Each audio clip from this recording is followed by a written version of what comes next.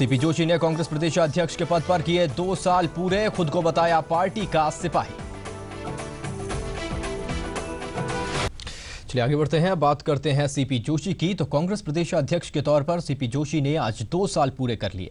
CP Joshi का यह कार्यकाल कई मायनों में अहम रहा है। खासकर विधानसभा और लोकसभा चुनाव में पार्टी की जीत जोशी के खाते में एक बड़ी उपलब्धि है। वहीं कांग्रेस संगठन को मजबूती से खड़ा करने में सीपी जोशी का रोल काफी अहम रहा है। केंद्रीय मंत्री बनने के बाद भी जोशी ने अध्यक्ष के पद को बखूबी संभाला। आज उनके कार्यकाल के 2 साल का सफर पूरा होने पर ईटीवी ने दिल्ली में जोशी से खास बातचीत की। आइए देखते हैं इस दौरान क्या कहा सीपी जोशी ने। बीता साल राजस्थान में राजनीतिक तौर पर काफी उथल पुथल भरा रहा है। राज्य में विधानसभा चुनावों के साथ लोकसभा के चुनाव हुए और इन चुनावों में कांग्रेस का प्रदर्शन काफी बेहतर रहा है। ऐसे में अन्य लोगों के अलावा एक व्यक्ति जिसकी भूमिका कांग्रेस के इस बेहतर प्रदर्शन में रही है वो सीपी जोशी साहब है, जो कांग्रेस के अध्यक्ष रहे हैं। आज 2 साल सीपी जोशी साहब पूरा कर रहे हैं अपना राजस्थान प्रदेश अध्यक्ष के तौर पर। हमारे साथ बात करने के लिए खुद यहाँ मौजूद हैं सीपी साहब। जोशी जी, पहले तो ईटीवी की तरफ से आपको बधाई हुआ, 2 साल आप पूरा कर रहे हैं प्रदेश अध्यक्ष के तौर पे। जब हम जाएं पीछे मुड़ के देखें, जब आपने अध्यक्ष पद संभाला था, कांग्रेस विपक्ष में थी, सामने चुनाव थे, किस तरह पीछे मुड़कर अगर आप देखते हैं कैसा समय था और कैसा सफर रहा ये 2 साल का? एक चुनौतियां थी, जिस तरह से भारतीय जनता पार्टी की सरकार चल रही थी, लोगों में निराशा थी, आक्रोश था, सामाजिक समरसता को खत्म करने का प्रयास किया गया। लोगों के मन में ये था कि सरकार कुछ लोगों को फायदा देने के लिए सरकार अपने नियम और कानून बना रही। एक निराशा के वातावरण में प्रदेश था। गुजर आंदोलन हुआ था, 70 आदमी गोली से मारे गए थे। उस समय सरकार के प्रति लोगों में एक बदलाव की भावना थी और हमारी जिम्मेदारी बनती थी कि हम विपक्ष में थे तो हम उन सब लोगों की भावना को समझकर राजस्थान में सत्ता परिवर्तन का काम करें। टास्क बड़ा कठिन लग रहा था, लेकिन हमारे कांग्रेस के सभी कार्यकर्ताओं नेताओं के सहयोग से हम इसको पार पाए और राजस्थान में सत्ता परिवर्तन कर पाए।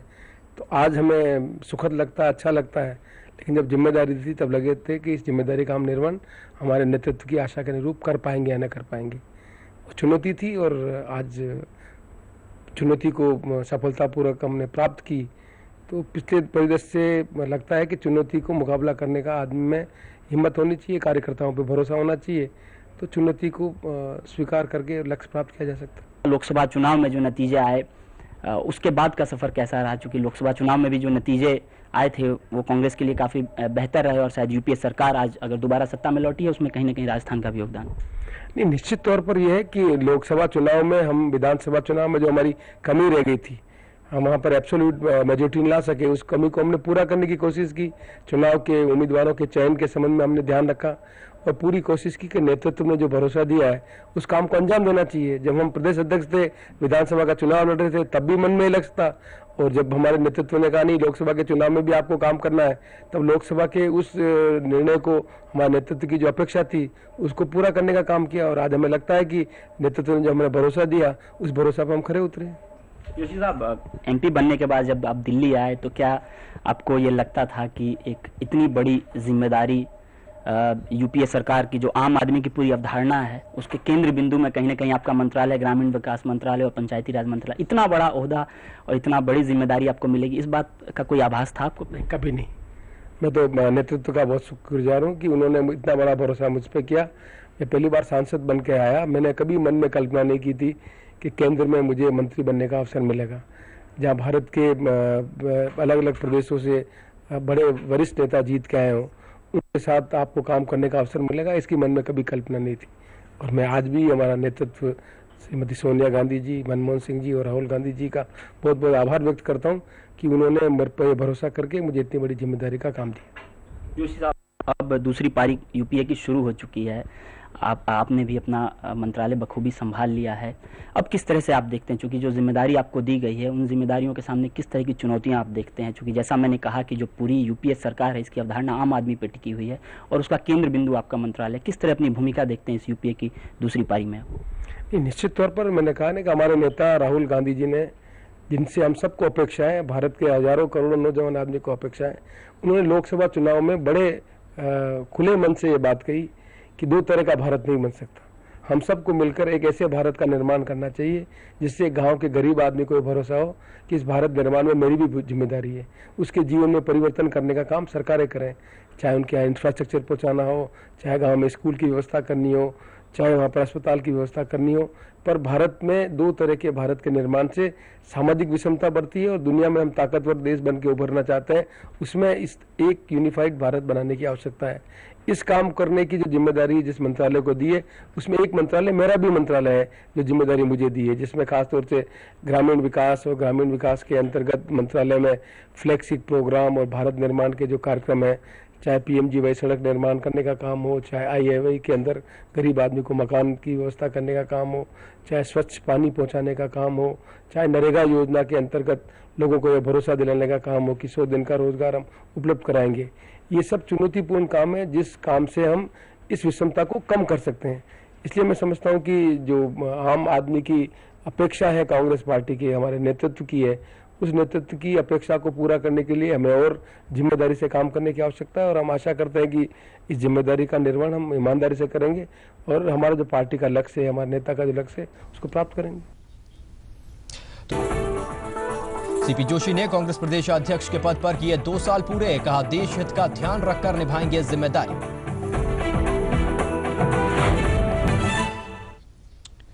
ब्रेक के बाद में आइए बात करते हैं सीपी जोशी की। तो कांग्रेस प्रदेश अध्यक्ष के तौर पर डॉक्टर सीपी जोशी ने आज 2 साल पूरे कर लिए हैं। सीपी जोशी का यह कार्यकाल कई मायनों में अहम रहा है। खासकर इस बीच जोशी के खाते में कई उपलब्धियां भी जुड़ी हैं। अपने कार्यकाल के 2 साल पूरे करने की बात पर जोशी ने कहा कि वे पार्टी के सिपाही हैं और आलाकमान के निर्देश पर वे जिम्मेदारियां निभा रहे हैं। बतौर केंद्रीय मंत्री सीपी जोशी मानते हैं कि उन पर बड़ी जिम्मेदारी है, इसलिए वे देश हित का ध्यान रखकर इस जिम्मेदारी को निभाएंगे। जी, आपने मंत्रालय संभालने के बाद कई मौलिक विचारों की भी बात की है, चाहे नरेगा का विस्तार हो या उसमें परिवर्तन करने की बात हो। राजस्थान के लिहाज से बात करें, आपका मंत्रालय काफ़ी महत्वपूर्ण साबित हो सकता है राज्य के विकास के लिए। क्या आपके पास कोई इस तरह की योजना है कि राजस्थान के लिए क्या कुछ किया जा सकता है, चूँकि पिछड़ा इलाका माना जाता है, सूखे की भी स्थिति वहाँ इस साल है। ऐसे में आपकी तरफ से क्या कुछ अपने मंत्रालय की तरफ से कुछ योजना, कार्य योजना आपके लिए राजस्थान के लिए? राजस्थान नहीं, हर प्रदेश को अपनी योजना बनानी चाहिए। भारत सरकार के मंत्री के रूप में हम मंत्रालय हमारा उन योजनाओं के संबंध में राशि देने का काम करता है, चाहे ड्रिंकिंग वाटर की हो, चाहे PMGY स्कीम की हो, चाहे IIY की स्कीम हो, चाहे हम नरेगा योजना हो। सरकारों को, जो प्रदेश की सरकार है, उन्हें आगे आकर ऐसी योजना का निर्माण करना है जिससे नरेगा योजना की जो मूल अवधारणा वो भी ठीक रहे और गांव के विकास की अवधारणा को हम पूरा कर सकें। यदि हमें PMGY की सड़क बनानी है तो क्वालिटी ऑफ सड़क बननी चाहिए, हैबिटेशन उसके साथ जुड़ने चाहिए। ड्रिंकिंग वाटर की समस्या के संबंध में हम सोच रहे हैं तो क्वालिटी ऑफ जो ड्रिंकिंग वाटर है वो इम्प्रूव होना चाहिए। तो कुल मिलाकर स्टेट्स गवर्नमेंट को इनिशिएटिव लेना है। मैं भी जिस प्रदेश का प्रतिनिधित्व करता हूँ, निश्चित तौर पर वहाँ पर ये समस्या है, सूखे की समस्या लंबे समय से है, बड़ी ज्योग्राफिकल उसमें वेरिएशन है। पर हम आशा करते हैं राजस्थान में हमारे मुख्यमंत्री जी हैं, उनके साथ बैठकर चर्चा करेंगे, चर्चा करके इस योजना को किस ढंग से लागू कर सकें प्रभावशाली ढंग से, उसके बारे में हमने प्रयास भी प्रारंभ कर दिए हैं। इनिशियल स्टेज पर हम कुछ इनोवेशन कर रहे हैं, कन्वर्जन के कुछ प्रयोग हमने हाथ में लिए हैं, उन सबके धीरे धीरे परिणाम आएंगे और हम आशा करते हैं कि आने वाले समय में हर प्रदेश इन योजनाओं के संबंध में अपनी अवधारणाओं को लेकर हमारे पास, भारत सरकार के पास आएगा और हम उसको निश्चित तौर पर सपोर्ट करके इन सब चीज़ों को लागू करने का काम करेंगे। जोशी साहब, आप केंद्रीय मंत्री के अलावा प्रदेश अध्यक्ष भी हैं, जिसके तौर पर मैं आपसे बात कर रहा हूं। जाहिर सी बात है, कांग्रेस ने विधानसभा चुनाव में अच्छा प्रदर्शन किया राजस्थान में, लोकसभा चुनाव में पार्टी का प्रदर्शन अच्छा रहा है। उसमें भूमिका कहीं ना कहीं कार्यकर्ताओं की भी है, जो लाखों कार्यकर्ता आपकी पार्टी के हैं, उनकी अब आपसे अपेक्षाएं हैं, चूँकि आप राज्य में भी सत्ता में है, केंद्र में भी सत्ता में है। क्या उनको सत्ता में किसी तरह की भागीदारी दिलाने की कोशिश की जाएगी? क्योंकि तमाम तरह की बातें हैं कि निगम और बोर्ड के जो पद हैं वो खाली पड़े हैं, क्या उनकी सुध पार्टी लेगी? कांग्रेस में हजारों कार्यकर्ता हैं, कुछ पद पर किसी को अध्यक्ष बनाने से कार्यकर्ताओं की भागीदारी नहीं होती है। और हमें मालूम है कि हम सब कार्यकर्ताओं की भावनाओं से विज्ञ हैं। हमारे मुख्यमंत्री से हमने चर्चा की है और बहुत ही शीघ्र ही जिला स्तर से लगाकर प्रदेश स्तर तक जहाँ जहाँ भी कार्यकर्ता की क्षमता है, उन क्षमताओं का उपयोग लेकर उनको भागीदारी का काम करेंगे।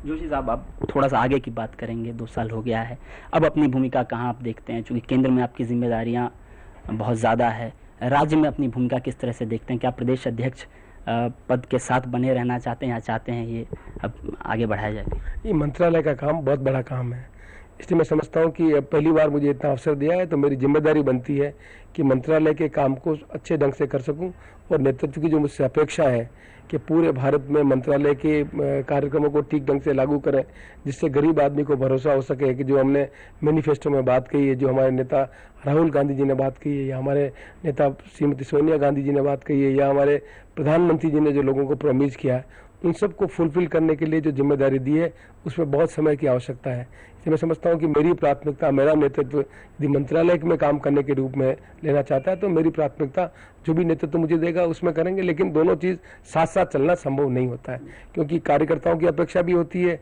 कार्यकर्ताओं की अपेक्षा और उनका काम करने के लिए अलग ढंग की उनकी का काम करने की आवश्यकता होती है, और मंत्रालय में आपको काम लेना पड़ता है ब्यूरोक्रेसी के माध्यम से, आपको काम लेना पड़ेगा अलग अलग सरकारों के माध्यम से। ये भी काम इतना कठिन काम है, नेतृत्व जो भी फैसला करेगा उसमें फैसले से मैं अपने आप को सम्मिलित मानता हूँ। जी, तो सीपी जोशी साहब कह रहे हैं कि दोहरी जिम्मेदारी है और कहीं ना कहीं इशारों में कह रहे हैं कि वो अपना ध्यान केंद्रीय मंत्री के तौर पे लगाना चाहते हैं।